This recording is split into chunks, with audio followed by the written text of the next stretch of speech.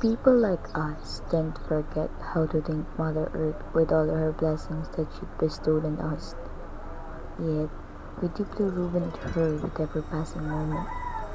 People throwing garbages everywhere, not thinking the consequences of it, not thinking the effect of it to both to nature and to us.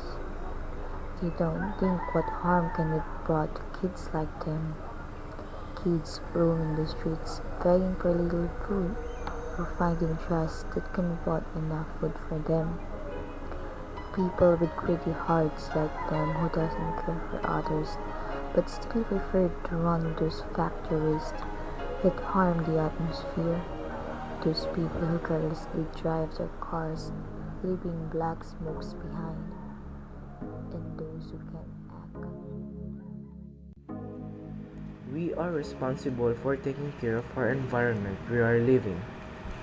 We must take care of it or it is too late before we realize that the environment we are living is God.